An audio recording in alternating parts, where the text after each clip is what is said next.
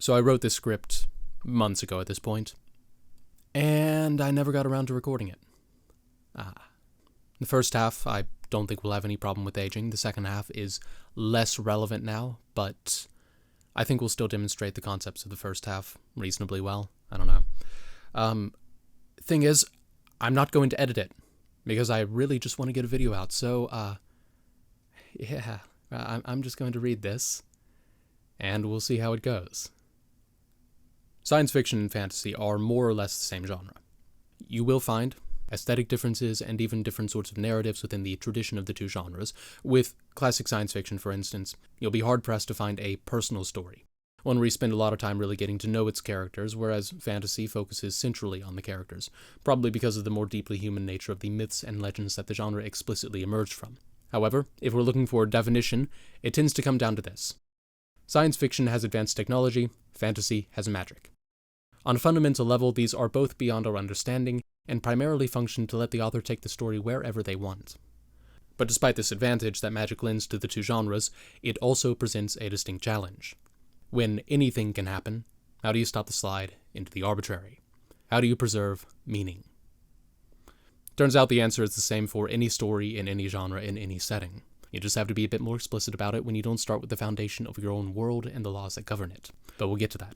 We'll also getting around to talking about a more particular example in a lot of detail, that being It Invaded, a currently airing anime that changes enough about its world to make its story arbitrary and contrived exactly where it matters. The first thing we need to do, though, is establish a bit of theory around the meaningful use of magic in stories.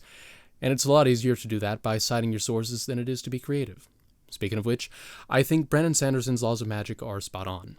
If you're unfamiliar with Brandon Sanderson, you probably haven't paid much attention to the fantasy genre in the past decade.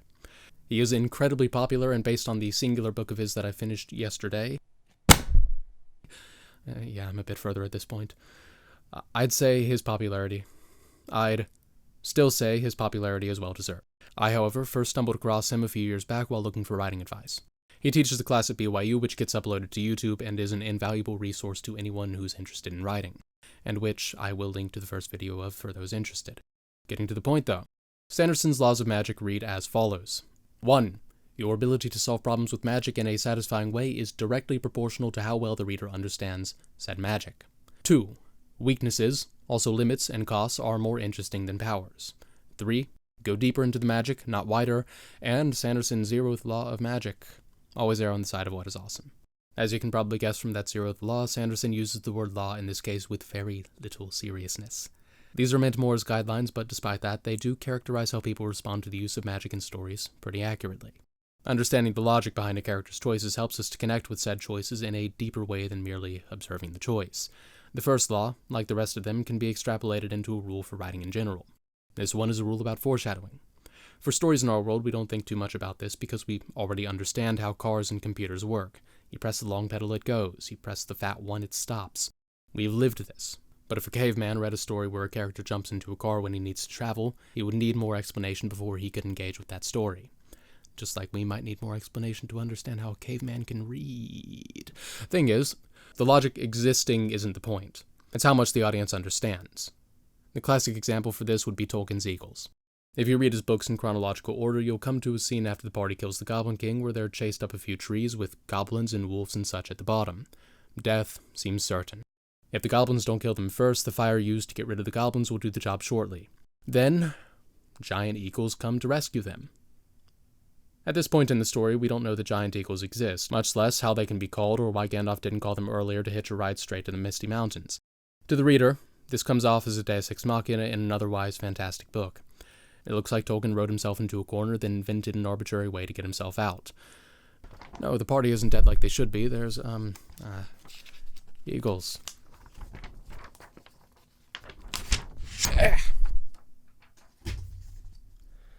I am told, however, that this all makes perfect sense, and is really well developed if you just read the Silmarillion, and of course it is.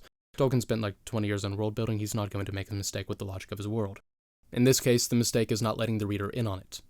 The result being that we don't get the normal response to characters solving problems. We don't think that's a clever use of the tools available. We think, where did the giant eagles come from, and why can't you use them to do the obvious thing? We just don't have a way into the story. If Tolkien had established ahead of time that the giant eagles exist but will, only act as a taxi service if you feed them a constant supply of their favorite type of worm, which is only found in the easternmost province of Eagleburg. I don't know what the actual explanation is. I'm just saying, if it was established in the story and before the point that the characters solved a really important problem with it, then we'd have a very different reaction to it. As it is, it effectively strips the characters of agency by not letting the audience experience the process of their decision. This rule can be applied more broadly too. As I mentioned, it can be a general rule with general applications. It's just more useful in an unfamiliar setting. However, outside of such settings, the place that foreshadowing seems to be the most important is in character writing. This rule, of course, comes into play with the resolution of any major conflict, internal or external. It does more for a story if Chekhov's gun is established ahead of time, but what guns are we already know, so very little work needs doing. People, on the other hand, vary so much that far less can be assumed. To feel shocked, elated, or warmly familiar with the character's actions, we need to know who the character is ahead of time. And to follow them on their arc, we need to be able to piece together why they've changed, or their environment has changed so as to provoke different reactions from the same person. If you don't do that, you get Game of Thrones. The audience gets confused at why the woman they name the child after is suddenly killing children in scores, and when they can't find an explanation in the story, they look to the writers, which is never a good thing. At best, it means they aren't connecting with your story. At worst, you can't get on the internet without hearing about it. Of course, all of this only applies in areas where there is a conflict or a problem to be solved. And this opens up room for the other end of the spectrum, where we don't understand what the magic can and cannot do. Because sometimes the conflict is only internal or external or only in one isolated part of the external. In some stories, eschew conflict altogether. Nonetheless, soft magic is harder to defend because despite these broad categorizations, it's difficult to pin down what it does. Reason being, it's defined by what it doesn't do. It doesn't explain itself. With hard magic, on the other hand, it's not too difficult to explain the appeal. People like causality for its own sake even, and it gives them that with the additional benefit of bringing you in closer to the world and characters in it. But soft magic keeps you at arm's length, almost by definition. When used by characters, it makes a point of how little you understand them, and as a part of the world, it similarly underlines your lack of understanding. When used effectively, it is exactly this lack of understanding that's the point. The unknown evokes a sense of fear and wonder, and in a story allows us to experience gradations of those two ourselves, and connect with characters who likewise remain in the dark. Or alternatively, the light of some glowy crystal that looks cool. It could be either. The applications of soft magic are manifold, and as such, I think it'll be useful to show some examples. First, and I think most obvious, soft magic gets used all the time in plot-adjacent ways, mostly to add a wondrous or possibly frightening atmosphere or something in between. This usually takes the shape of glowy things in the environment or a haunted forest that sits on the edge of so many villages. These bits of magic won't necessarily do anything, but they're there, and we feel feelings about it. It's easy enough to go past these and use soft magic in plot-relevant ways too, the most common of which is to introduce problems. We do love villains that we can understand because of thoughtful exploration of their characters, but we fear those malevolent forces that creep beneath and above our understanding. Because when things go wrong, it's often because we don't understand the world around us. And the writings of H.P. Lovecraft underscore these fears in a timeless way. His writing delves into some of the deep-seated angst that characterizes humanity, and in some ways has only become more true with the passing of time. Fear of the unknown. Knowledge of our own powerlessness in the face of a universe more vast and varied than we are capable of understanding.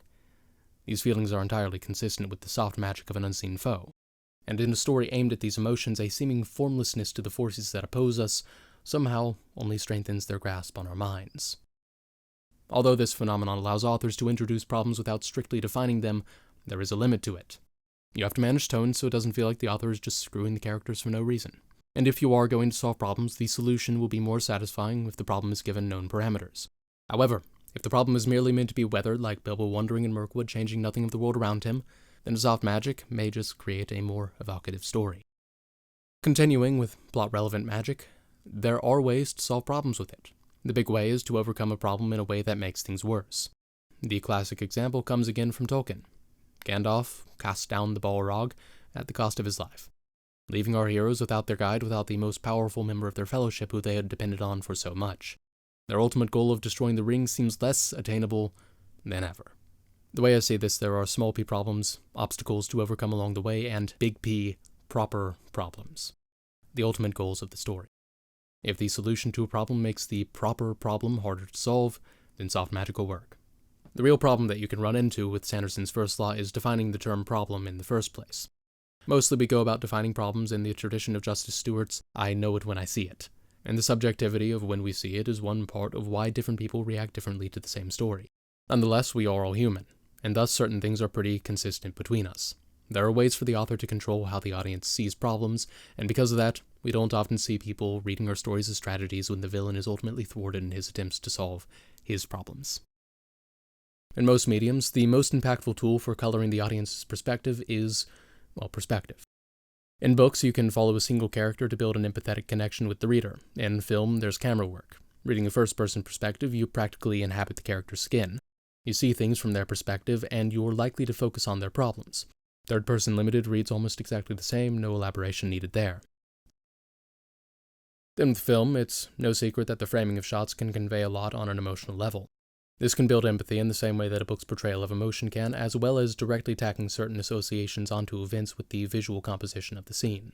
Every medium has its own limitations, and uses different tools to engage the audience in the conflict, and that is the master skill of storytelling after all. Not simply conveying events, but doing so in a way that people can build a connection with. In the words of Roger Ebert, it's not what a movie is about, it's how it's about it. Theater cannot control perspective, but they can control the design of a set, color composition of costumes on the backdrop of the set, lighting, blocking of how the characters move, not to mention music. These can all direct attention and convey emotional content that a dry historical telling of events would leave out. Outside of that, people are capable of thinking for themselves, and don't require much help to come to the conclusion that, for instance, genocidal murder aliens are a problem. As a virtue of our developing as a social species, certain bits of morality are essentially human. And on an intuitive level, we understand that it's generally better to work with people to benefit everyone involved than it is to kill them, precluding any possible cooperation while putting ourselves at risk. We tend to disapprove of cruelty because of how it reflects on character, so that when we see a good guy pet a puppy, we like them. And when we see a bad guy do horrible things, probably to that same puppy, their existence becomes a problem. A bit of a cliche, sure, but the principle stands. It's common to see villains kill their partners in crime needlessly simply to establish character. Writers do these things because the audience will take issue with it. It gets the audience on board with the problem very quickly, and we're able to get on to the story. Speaking of getting on with things, law number 2. I promise the rest of these will go quicker. Weaknesses, also limits and costs, are more interesting than powers. If hero-protagonist... Oh my god, I'm realizing... I thought I was clever when I came up with that name. That's actually just the protagonist's name from Snow Crash. If hero protagonist can wave his hands and magic away all his problems, then the story is very short and void of tension. It's maybe unintuitive, but you find your story in the things that your magic cannot do. And applying this more broadly, you find your story in your character's deficiencies, in the places where the world won't simply conform to what your characters want, in the things that are not foregone conclusions. In the cases that your magic solves problems, the story is about maneuvering to create the proper circumstances for the magic to do the job. The alternative, of course, is that the magic does not solve the problem. As an example, plenty of Superman stories are, at their heart, about Clark Kent, for instance, integrating into society as an immigrant, or trying to have a relationship when other important parts of his life take so much of his time, or trying to work with others, because despite his incredible power, he is only one man, and cannot be everywhere at once. There's plenty of stories that can be told even when the hero will never be challenged in a fight. Additionally, limits and costs can create interesting stories around the choices that the magic presents. That can be strategic choices around a limited number of uses, or the pain of giving up something valuable. For instance, if my magical pet dog loses a leg every time I channel its power into a spell, I only have 4 uses. Also, I might like my dog. And there's a story in the choices that I make with that. Number 3. Go deeper into the magic, not wider. People tend to like deeper explorations of a few subjects more than skimming along the surface of 50, because deep explorations tend to show you things that you didn't already think of yourself. It might work as a sales pitch to say that your fantasy novel features, 20 different races of beastmen, all with unique magic systems because the big number makes your book sound complex, but in reality it's unlikely that you'll have the time to develop all of that with any depth. I wouldn't rule it out, it's just very unlikely. Speaking of which, Sanderson's 0th law is always err on the side of what is awesome. These guidelines are all here to help you, but they probably are not all-encompassing. If you think something's cool, it's cool. Now, let's talk about some anime. Oh man, I hate to ruin that transition, but on the 3rd law, I think Oh, it's been a while since I looked at this, and it's difficult to recall off the top of my head, but I think his explanation for that one is not the same as mine. I think it's more about the depth. It's more about the interconnection of elements in the world that makes them seem real. Right. So instead of inventing new magics to make things happen in your story, it's often better to link back to things that the audience already knows, because that makes the world feel more concrete. It's like there's a consistency to the world that you present. Right. I think that's more of what his explanation is, but I think mine still stands on this. Now, let's talk about some anime. It Invaded is interesting in a lot of ways that are going to require some detail to discuss. So, if you're afraid of spoilers, which you shouldn't be at this point, this is your jumping off point. I'm about to summarize the story that spans the first 2 episodes, so that I can feel comfortable talking about it in concrete detail. The show opens with our main character dude in a trippy segmented world. He's in pieces, the world is in pieces, everything is in pieces, and he has no memory of what's going on or who he is. All we get is his name, the name of this girl with a knife in her chest who's oddly unsegmented, and that the main character kind of looks like a tool, but I'm kind of okay with that. We zoom out of this world and learn that it's a simulation that a team of analysts are using to try and hunt down a serial killer. In this world, there are molecules that the brain produces when experiencing murderous intent, which contain the person's subconscious will to kill, which the cops are then able to create a simulation of and collect information from. They can only send someone into the simulation who has killed, and they can collect these particles in the field around where the murders happened. Right now, they're trying to solve the murders of a chain of people who've been killed by an apparent power tool enthusiast who enjoys drilling holes in people's heads. Main character Detective Man puts the simulated world back together, and the missing pieces spell out a word, which matches the sign outside the housing complex our murderer lives in. The angle of the words also match the angle that the serial killer would see the sign from, so the detectives in the field are able to find the guy. But Serial Killer Man plays a trick and gets away, capturing Rookie Detective Lolly in the process. Back in the simulation, main character Man finds the serial killer hiding inside the conspicuously unsegmented body of the dead girl, and we have his face. At least part of it anyway. I mean, it's a pretty distinct face, even in partial form, so. Back in the real world, the murderer has a backup hideout that he's taken the girl to, and to reveal their location, she decides to headbutt the drill that he's hovering over her head. Suicide counts as killing intent, and I bet cognition particles make up a significant portion of Japan's atmosphere. Main character Man is dumped into the Lolly's subconscious, where they collect information about the room she's in through reflections in the drills, which they then cross-reference with blueprints to figure out where they are, storm the building, and reclaim the Holy Lolly. Let's start by clearly establishing what the show is trying to do. What are we meant to be interested in? And importantly, are any of these problems to be solved? First, and most obviously, there's a murderer.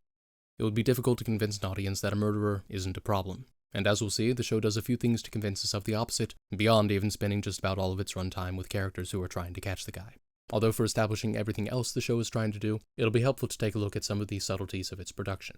So, now that we know where the story is going, let's take a slower, more detailed approach, and talk about a few parts of the show as we comb over them. We start with our perspective tied to Sakaido. He opens his eyes as we enter his world, and immediately we have a first-person shot of what he sees. A few shots of him in bed interspersed with first-person shots as he looks at his arms and experiences his body falling to pieces. We even get a close-up of his face, as he understandably screams because of what's happening to him. Then the camera cuts to a long shot, revealing the world similarly in pieces. A cold opening on this unfamiliar world is exactly what the character experiences, since his memory doesn't follow him into the simulations, and the staging, along with the camera work, does its best to help us empathize with what he experiences. The first-person shots directly show what he sees, the close-ups of his face convey what he feels pretty directly through facial expressions, and our sudden realization of the state of the world mirrors the characters. We come back from the title screen directly after this realization. The camera unsteadily sweeps up his broken body, tracking side to side as it does so, while we get the scrambled torrent of thoughts parading through his head until the screen cuts to black. And the music, with its quick, hard-to-follow dissonant beats, cuts out too. He focuses on one question. What is my name? A close-up of his frustrated face, which quickly cuts to a close-up of his fist, taking that frustration out on the wall, then a wide shot, showing the distance that his fist had to travel to slam against the wall. He is still in control of his body, despite his fragmented state. Through this sequence, we're limited to close-up shots of his body, face, and fist, until the realization that he's still in control, which cuts our field of view down to practically nothing at the same time as the character is trapped in his own head sorting through his panicked thoughts. Since we can't see the world around him, we can't explore anything else. This keeps us focused on the character and his thoughts until he lashes out at the wall, and it takes him half a moment to realize the significance of that, at which point we get the wide shot, broadening our perspective exactly when the character has something to grasp outside of his own head. We're experiencing it with him. I could go on, but I think the point is made. Film can't do a first-person perspective the same way a book can, but it can portray the same thing by letting the character's attention direct the camera, and employing camera techniques to help us feel what the character feels.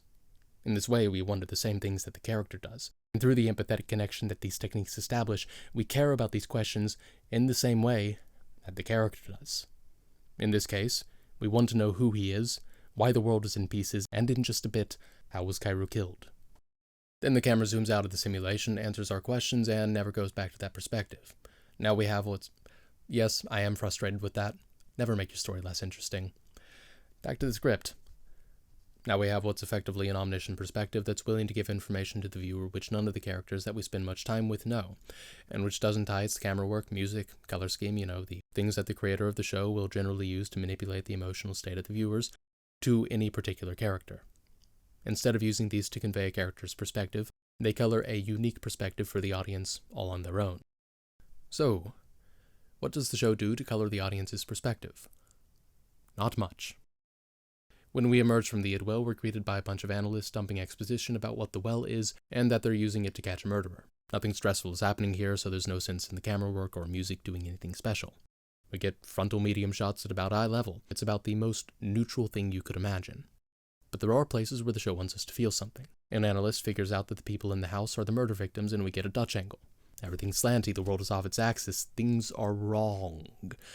Additionally, the fact that the shot shifts all of the lines in frame onto diagonals emphasizes either motion or tension, because the mind builds much of its perception of shapes on gravity's everyday impact on us.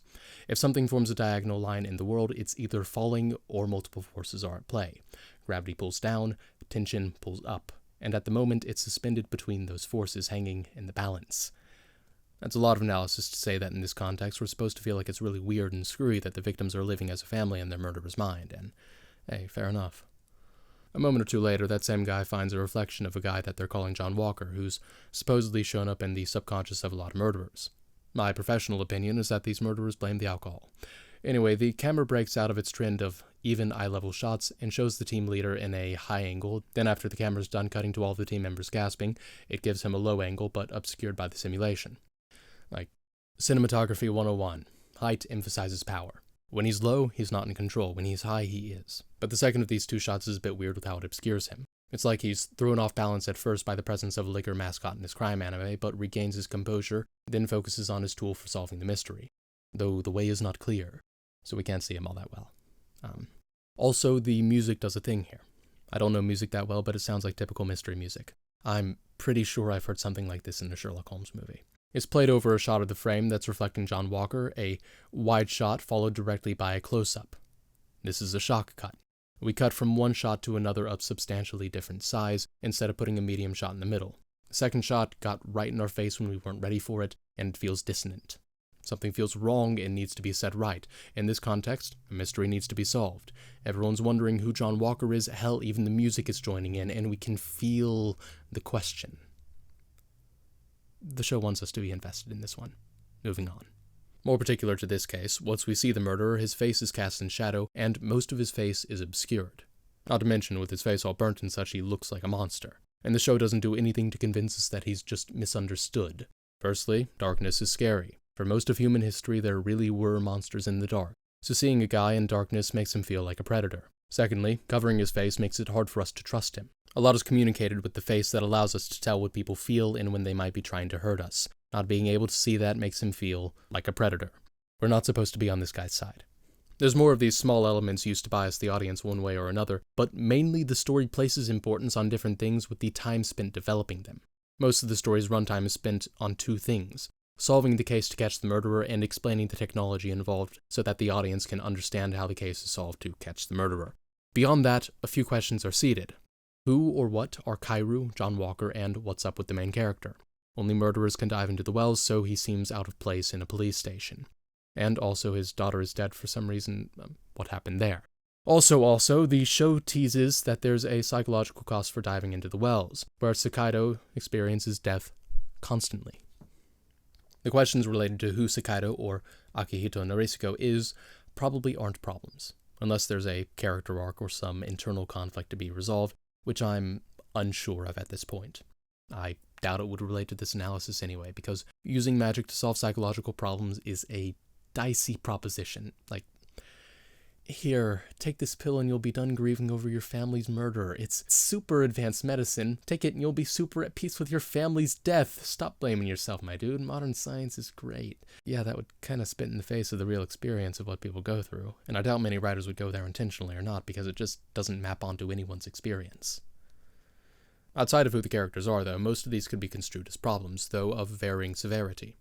Our detectives would like to determine who or what Kairu is, but the show doesn't give too much emphasis past helping us to understand what Sakaido experiences. I perceive that to be a minor problem, so if the show explains it away with unexplained magic, for instance, I don't think that would be a big deal. As for other questions, we don't know how big a deal they are at this point in the show, except for catching the serial killers. That's the big moment-to-moment capital P problem that the characters are trying to solve. And that's where the biggest problem for this show rears its ugly head. If a show devotes a lot of time to, let's call it, a problem plot, it needs to make that plot appealing. And the way to do that is to give the audience a way into the story through clearly understood mechanics. So when the show insists multiple times that anything goes in the subconscious, that there are no rules for the technology which takes center stage, it becomes explicit that this technology is an easy way for the author to dole out information to the characters exactly when it is convenient for the plot. Which is pretty impactful when the problem we're interested in hinges on the availability of information. There is a lot of explanation around the advanced technology in this story, which establishes a number of rules that create room for interesting stories. But at least within the first one, it amounts to this. Our detectives have the power to access any information that the murderer knows, but there is no mechanism to determine what information they find. In other words, there is no logic within the world to determine how information is made available. So once the detectives establish the link to the murderer's mind, the story might as well jump straight to its conclusion. Within this paradigm, however, there are a few ways to tell stories that avoid this problem. The first of which is to tell a story about some challenges in establishing the link. As we said with Sanderson's second law, limitations are where you find your story. And the biggest limitation established is that the investigators have to collect cognition particles to create idwells. To the showrunner's credit, they seem to recognize this principle on some level, because the show's third story involves complications with exactly this process. The killer has a few wires crossed in his brain so that the motivations for acts of love and murder are flipped, so there's no cognition particles to collect from his murders. Sadly, the show doesn't do anything with this. The first episode is about catching a copycat killer who produces cognition particles because he's got a normal brain. They're able to jump into his head where the author gives them the information they need and they catch the bad guy. Now they're back to square one with the actual serial killer, where with no cognition particles, they'll have to do some actual detective work. Maybe look at the context of the murders themselves and build a psychological profile of the killer so that they can maybe figure out what's going on and find a way to get their technology to work. That sort of story can be really interesting. You just have to read a psychology textbook, maybe watch Silence of the Lambs, and then put your story together in a plausible way. Oh, no, the real serial killer was at the scene of the crime not as a random bystander, but to scope out the copycat killer whose location shouldn't have been announced yet because that would give murderers a chance to run. Whatever, I guess he solved this case that baffled the cops. Don't think about it, it's fine. When Lolly Detective recognizes the missing supposed victim of the power tool enthusiast from episode 1, she calls out to him, and he runs. She chases him, and he turns around and kisses her, then runs. Also, she's 23, by the way. Just so you know, we're not mentioning it for any particular reason, just thought you should know. We enjoy fan art, by the way. Back to the subject at hand, though, when you have eliminated the impossible, whatever remains, no matter how improbable, must be the truth. And based on this man's being at the crime scene of the copycat killer, running when noticed, and then kissing his pursuant, there is only one reasonable conclusion, one deduction which must be the answer to our case.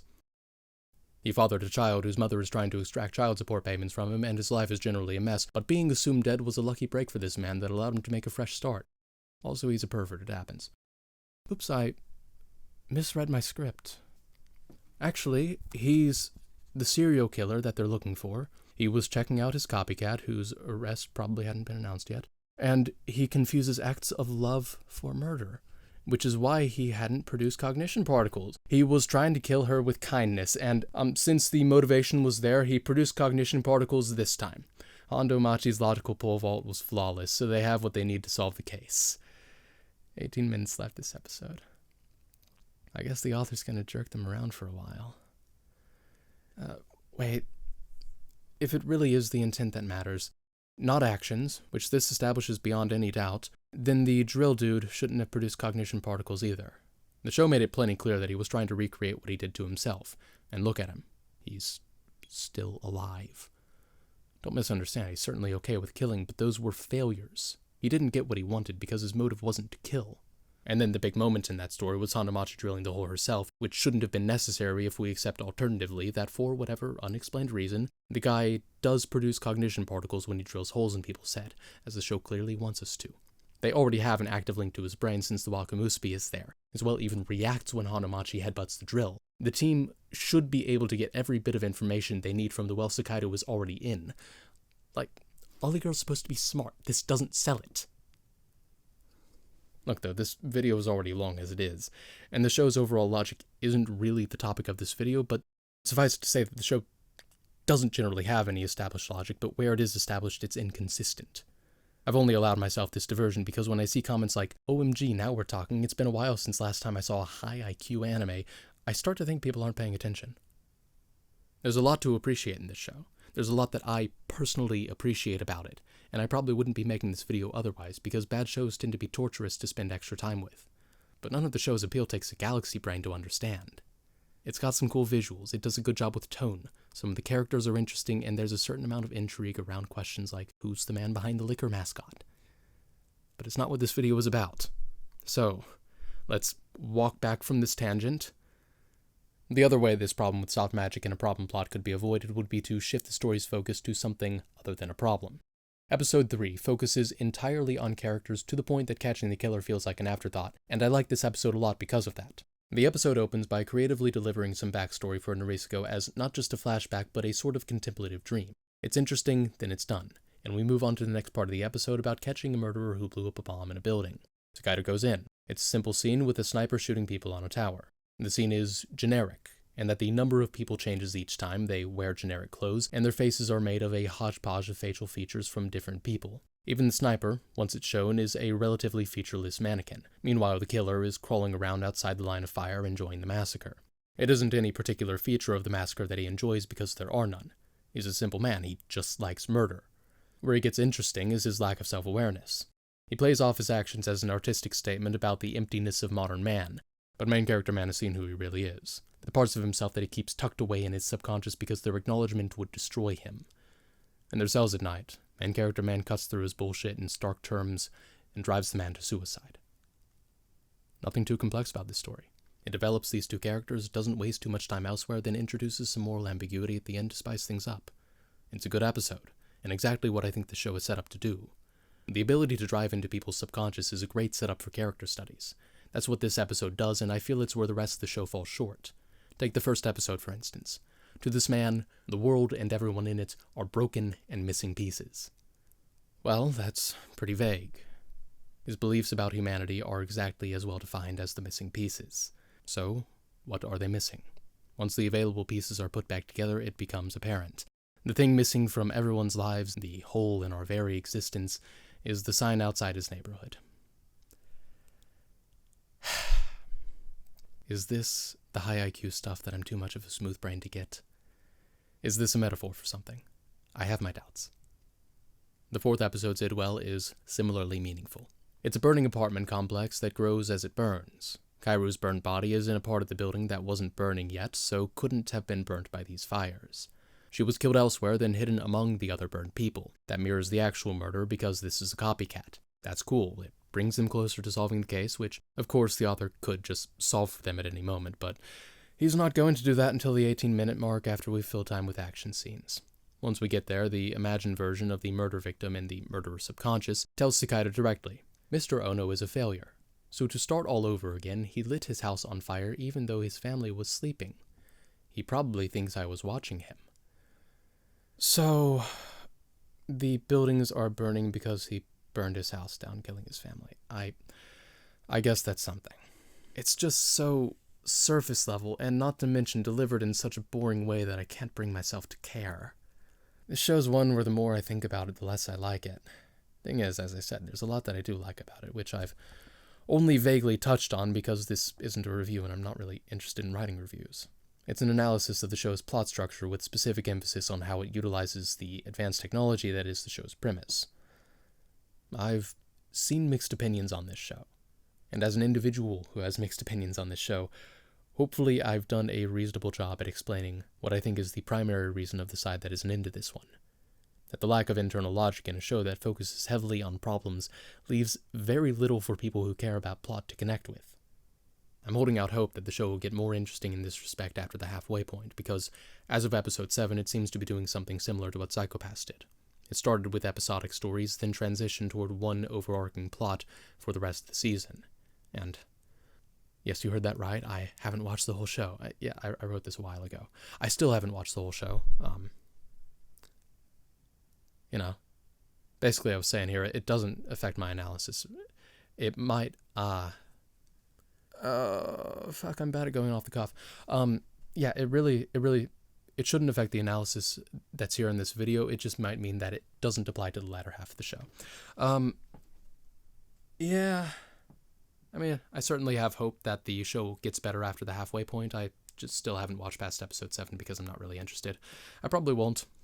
So, yeah. See ya.